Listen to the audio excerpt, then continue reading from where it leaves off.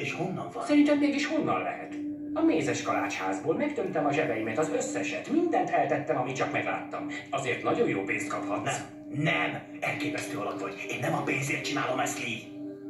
Nézd, Gambé, amit mi csinálunk, az nagyon komoly dolog. De közben azért szórakozhatunk.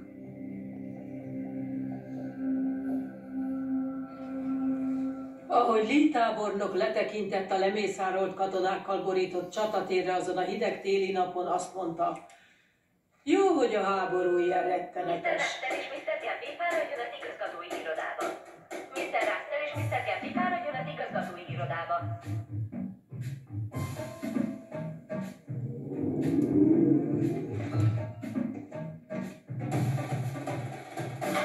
Meg sem mondszam, fiam.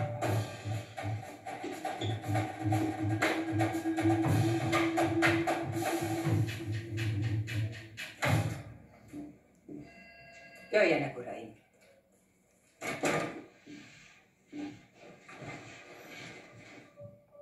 Tudják, miért vannak itt? Nem, asszonyom. Nem tudjuk. Tudják, hogy leégett a házam. Az egész kóceráj. A fiaim nem is akartak ide költözni. Most mindennek, amiük csak van. Annyi. Elképzelni Ne sem vágjon tudom. a szavamba, Mr. Russell, befejezni. Bocsánat. Azért hívtam ide Mr. Blightot, hogy figyelje az iskolát. Arra számítottam, hogy számos kellemetlen dolgot lát majd. De miután elolvastam a jelentést magukról, sokkot kaptam. Mr. Gambé, egyenes ember. Akár egyetért vele, akár nem, őszintén beszél. Mindig állja a szavát. Nagyon megbízható. Mr. Russell, remek vezető és remek kapcsolatépítő. És mindenki kedveli a tantestületbe.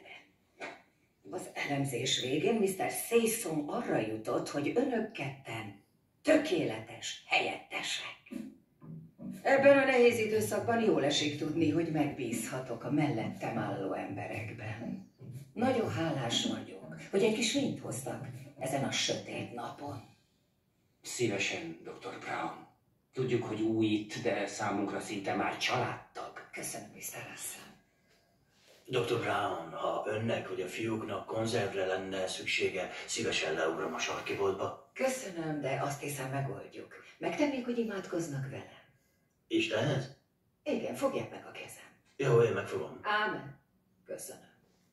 Ó, drága mennyei atyánk, mindent köszönök, amivel megáldottál engem életem során.